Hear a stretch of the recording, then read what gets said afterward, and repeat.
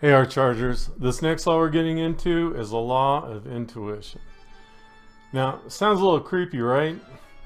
But of the 21 irrefutable laws, some are skill, some are science, but this law is definitely art.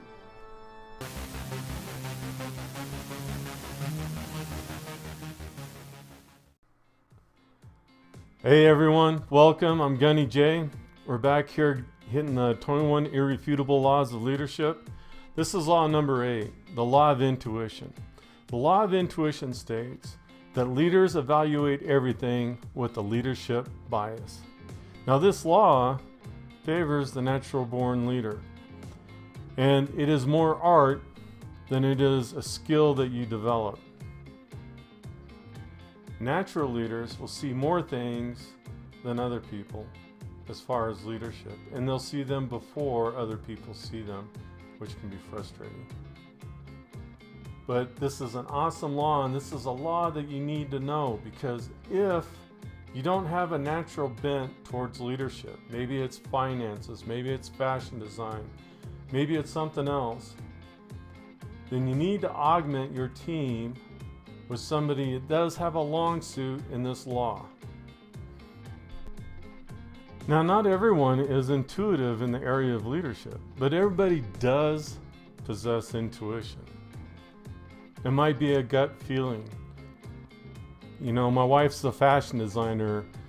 She can see colors going together that I can't see. She can see how that color would look on that wall. My dad was a cop. He could just drive by somebody and in his gut, I got that gut feeling. Marine Corps, we called it the gunny's gut. You know, what does the gunny's gut say? But whatever the case, intuition can compound your effectiveness.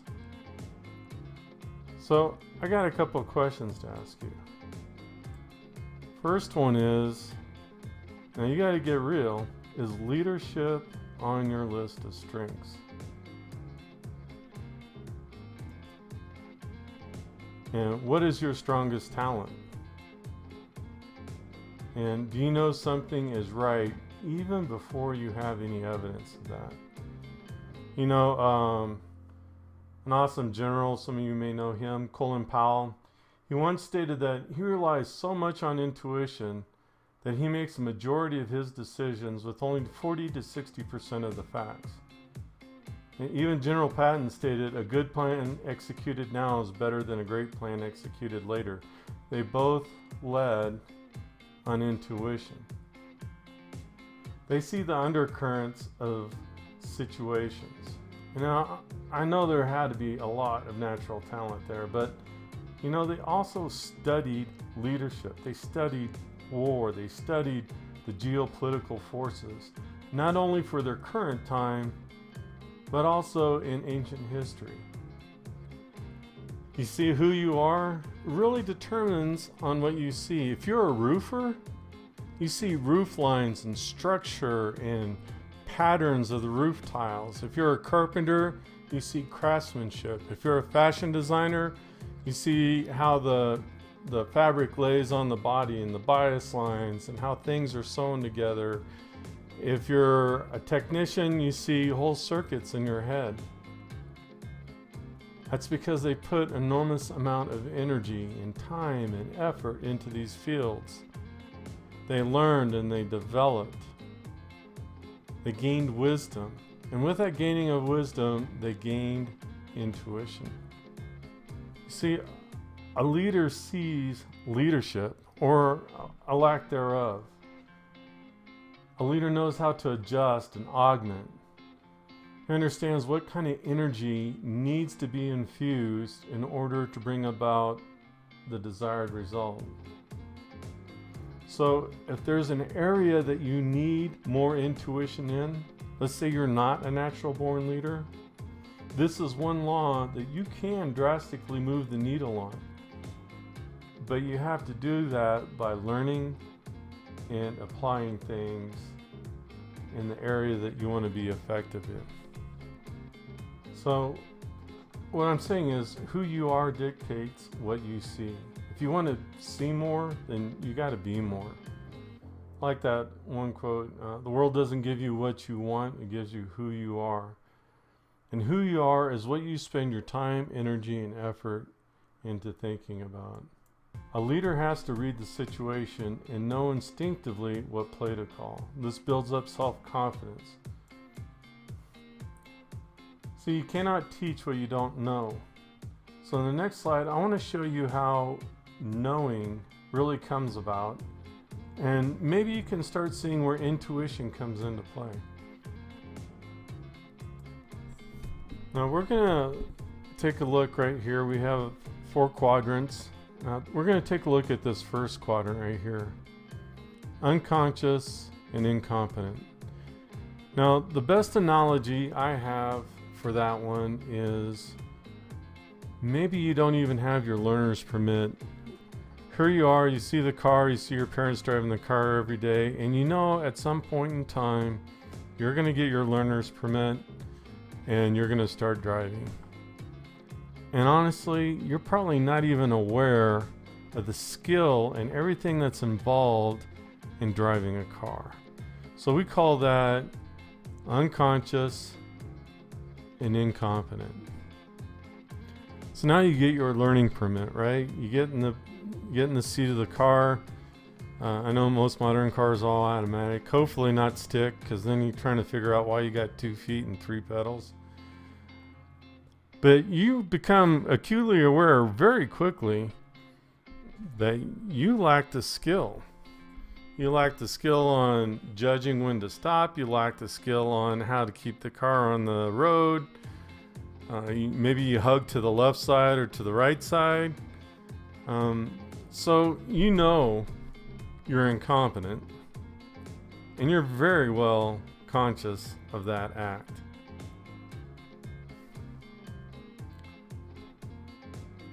So then, let's say you've been driving a car for a year or two.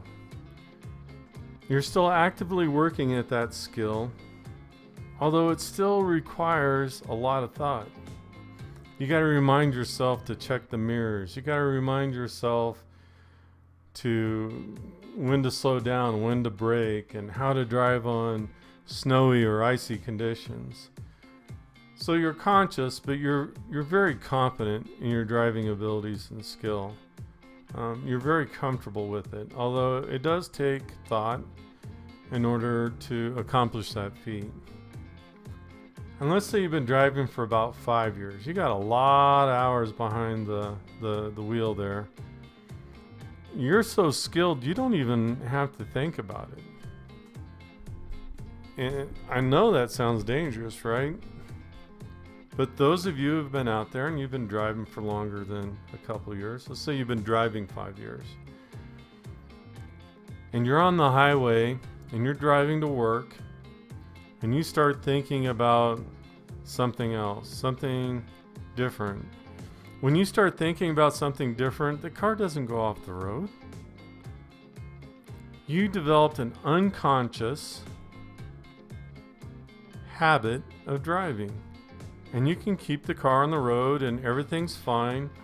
We got a little air center behind our eyes that our brain has. And so when you see those brake lights come on, it brings all your skill back into your consciousness and you stop thinking about that thing. And the reason why I know that is because I know some of you have been involved in thought or conversation and you've totally missed your exit. Or you've been driving for a long time. Maybe you're on a long distance thing and all of a sudden you go, man, how did I even get here? You're just kind of zoned out. So this unconscious incompetent skill is where intuition and wisdom can start leaking in. It's where you start getting gut feelings. It's where you start getting that still small voice. You know, they go, I don't know if that's, you see, in leadership, this is where we want to get. But in order to get to that place, we do have to be practicing the 21 laws. Now, like I said, there are natural born leaders that are very skilled already in this, and they develop that skill later. But even if you don't have a skill in the law of intuition, you can develop it to a point, or you can augment your team with somebody who does have it. Here is one way where you can develop your intuition. Arrange a meeting with each person that you coach or you mentor, your direct reports, and let them talk. And just listen and observe. Try to see if you can even feel their feelings, that their emotions come through when they talk. You have to stop this desire that we all have to problem solve as you listen to them, or what you're going to work on, or what you're going to say next. You just kind of got to be in the moment. I know it sounds all hippy-dippy, but that's the way it is. All you're doing is you're observing them, almost like a cultural anthropology type thing. Now it sounds a little creepy. If you want to lead people, you have to learn the other modes of communication that's available to you. Now you can create a study sheet and write down all that you hear and see and study it. And you're looking for that underlying conversation that's going on. And as you do this, you will become intuitive to their thoughts and their needs, as long as you study and navigate and report. Now, why am I saying this? Only about 7% of conversation is what you hear. When you're sitting there and talking to your friends, you're really only listening to about 7% of the conversation. Really what we're doing is we're noticing tonality, we're noticing pitch, the speech pace.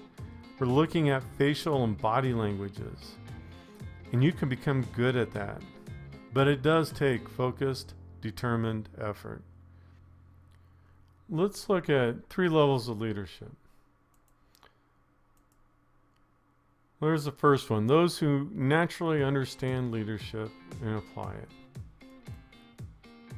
And then the second level are those who can be nurtured to understand leadership. Maybe leadership isn't in your skill set, but as you work and you apply these principles from the 21 irrefutable laws, you'll begin to understand and gain wisdom and gain intuition. And then there's the third set.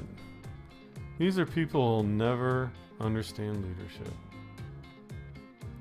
It's not because they can't, it's really because they won't.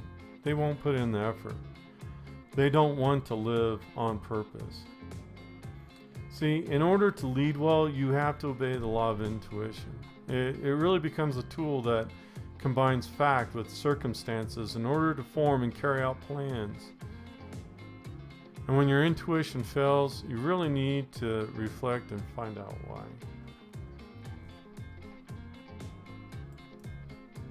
So that's the law of intuition.